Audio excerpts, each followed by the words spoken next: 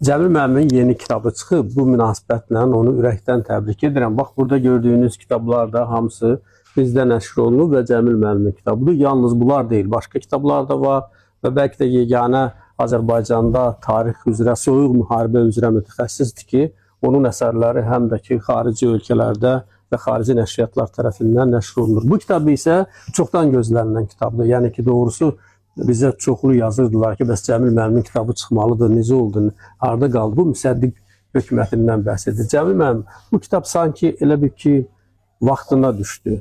Necə dəyərləndirirsiniz bunu? Bu sizin bir yaradıcı intuisiyanızdan irəli gəlir, yoxsa tarixin...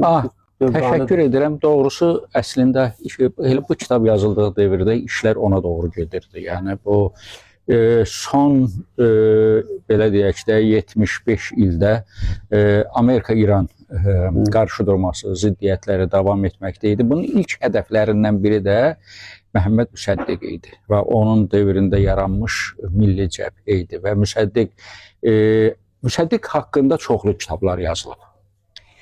Amma onun hakimiyyəti qısa olub, uzun olmayıb. Milli Cəbhə bütövlükdə 49-53-cü illərdə fəaliyyət göstərib. Hökumət isə, Milli Cəbhə hökuməti 51-53-cü illərdə 29 ay, belə deyək də, dəqiq hesablasaq 29 ay fəaliyyət göstərib. Amma İran, Yaxın Şərq və dünya tarixində elə iz buraxıb ki, İstər-istəməz bu günə qədər tarix elmi üçün aktual olaraq qalır. Və bəzən belə təəssürat yaradılır ki, bu qədər kitab yazılıb, bundan sonra yeni nə olacaq? Amma dünya tarixşünaslığında, müsəddiqşünaslığında ciddi bir problem var idi. Yazanların hamısı deyirdi ki, biz qəti söz deyə bilmirik. Çünki məsələnin bir hissəsi Sovet arxivləri ilə bağlıdır. Və onlar da bizim əlimizdə yoxdur. Biz bu boşluğu doldurmağa çalışdıq. Və mən illərlə Moskva arxivlərində çalışmışdım. Son dərəcə nadir materiallar toplamışdım. Türkiyə arxivlərində çalışdım. Yer gəlmişkən müsəddiqşünaslıqda birinci dəfədir ki, Türkiyə arxivləri devrəyə gətirir və Londonda işlədiyim dövrdə Britaniya Milli Arxivində çalışmışdım. Əlbəttə, ondan qabaq Amerika arxivində də həmçinin və bu əldə olunan materialların müqayisəli təhlili nəticəsində müsəddiqin maraqlı bir obrazı, tarixi bir obrazı yaranır və doğrudan da görünür ki, bu tarix üçün tamamlanmış bir mövzu deyildir. Və yəqin ki, bundan sonra da olacaq. Çünki hələ bəzi sənədlər var ki, öz qapalılıq devrin yaşamaqdadır. Görünür, onlar açılanda da yeni bir təfərrüatlar üzə çıxacaq. Amma müsəddiq yalnız İranın deyil, bütün yaxın şərqin ən böyük millətçisidir. Hansı cəhətinə görə? Nefti milliləşdirdiyinə mi görə? Yoxsa... Bir neçə səbəb var. Bir neçə, deməli, tərəfdən yanaşsaq, müsəddiq dünyada və yaxud soyuq müharibə dövründə birinci neft böhranı, soyuq müharibənin birinci neft böhranı müsəddiqin neft milliləşdirilməsidir. Və neft müsəddiq üçün böyük bir ümid idi, arzu idi, tale idi və yarım əsr ərzində bu ölkənin nefti dəyər dəyməzinə deməli, çıxarılırdı, ölkədən aparılırdı, İran xalqı isə ac idi. Və müsəddiq ilk dəfə olaraq nefti millətin maraqlarına yönəltməyə çalışdı. Cəmil müəllim, yazı forması, siz demişdiniz ki, bu bir nəfəsə oxunan bir roman kimi yazmağa çalışmışsınız ki... Bütövlükdə tarixi gözündə bir publisistika olmalıdır. Bizim tariximizin xalqımızdan uzaq düşməsinin ən böyük səbəblərindən biri dil problemidir. Gözəl həqiqətlər. Sizin fərqli edən də tarixçi kimi odur. O sizin təkiyəniz hər yazısında yoxdur, yəni deyim ki. Şahbaz bəy, oxucunun vaxtını alırsansa, oxucu vaxtının hədər getdiyin düşünməməlidir. O, tarixi ədəbiyyatın bir fəslini oxuyanda o bir fəsli üçün darıxmalıdır. Narahatlıq keçirtməlidir ki, izləsin, görsün növbəti fəsildə nə baş verir. Və o baxımdan tarixi xalqın malı etməkdən ötürü onun gözünə biraz publisistika qatmaq lazımdır və həm də tək neft məsələsi deyil Şahbaz bəy. Burada neftdən başqa daha iki mühüm məsələ var.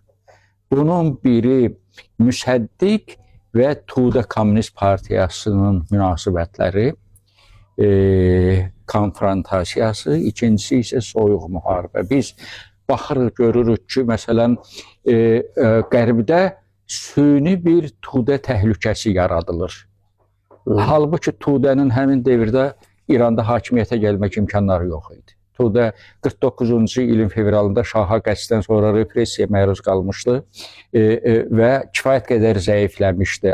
Amma bu təhlükəni şişirtmək lazım idi.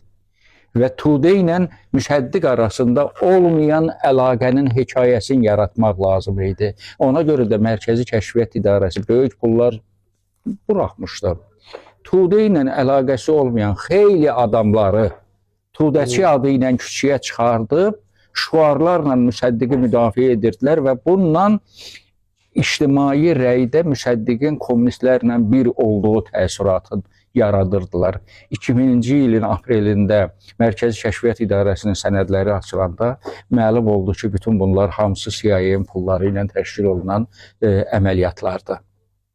O arxivlərin materialları burada da var da. Amerikada.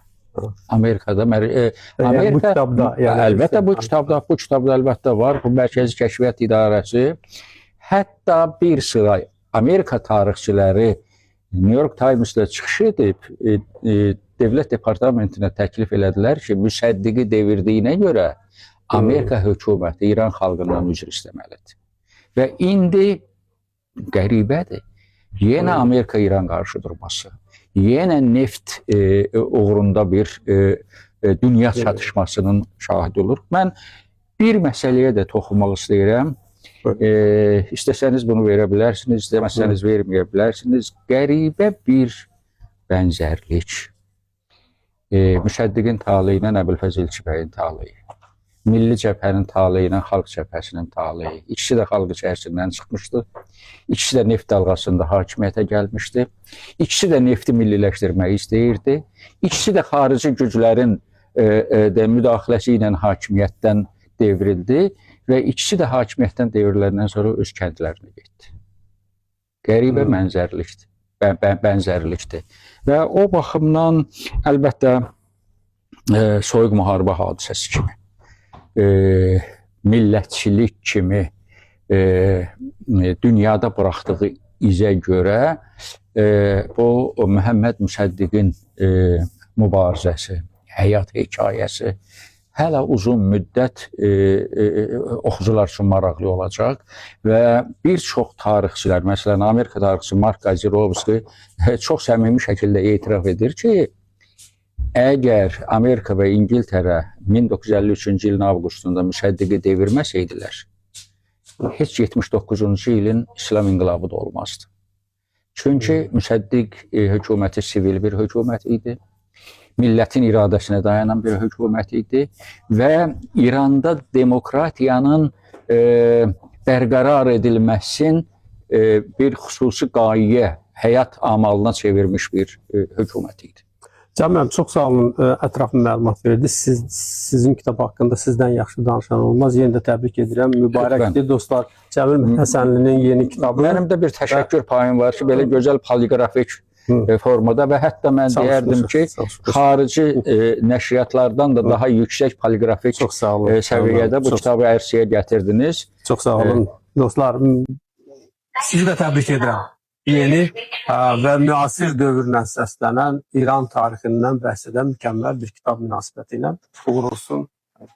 Təşəkkür edirəm. Sağ olun.